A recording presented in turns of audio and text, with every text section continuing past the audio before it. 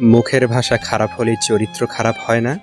মিষ্টি কথার আড়ালে অনেকের খারাপ চরিত্র বোঝা যায় না।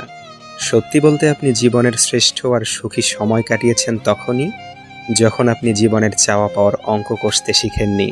নিজের চেয়ে কাউকে বেশি ভালোবাসলে উপহার হিসেবে চোখের জল ছাড়া আর কিছুই পাওয়া যায় না। দায়িত্ব জিনিসটা বড়ই অদ্ভুত।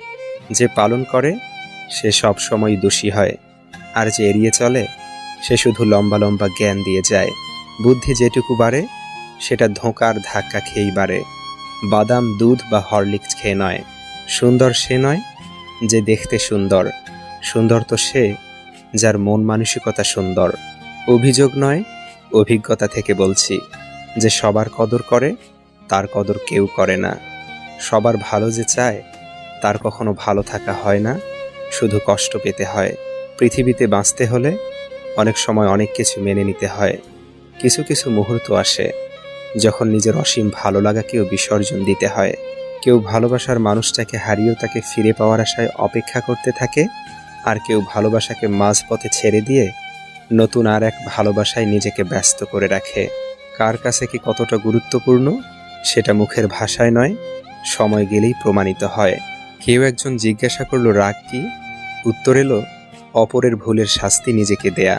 তাদেরকেই সবাই বোকা ভেবে বারবার ধোঁকা দেয়, ঠকায়, যারা মানবতার খাতিরে সব কিছু বুঝতে পেরেও মুখ বুঝে সহ্য করে যায়।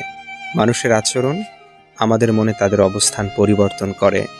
মায়া হলো কালো জাদুর মতন, যা ধীরে ধীরে মানুষটাকে নিঃশেষ করে দেয়।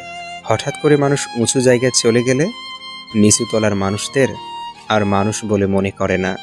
যে ঠকে সেও কাঁদে, আবার যে ঠকায় সেও কাঁদে।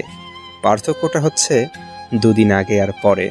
সবাই ভালোবাসে কিন্তু সবাই ভালো রাখে না।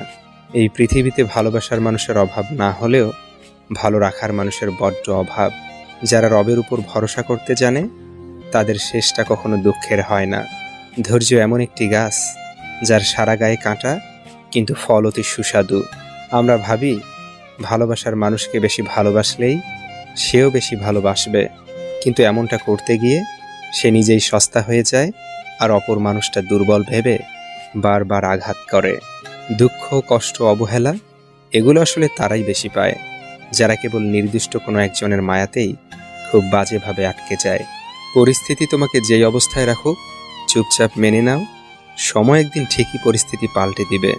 কেউ কেউ মানসিক প্রশান্তি কিংবা একটা সাপোর্ট পাবে আশায় ভালোবাসে, কিন্তু অবশেষে দেখা যায় কারো কারো ক্ষেত্রে প্রশান্তি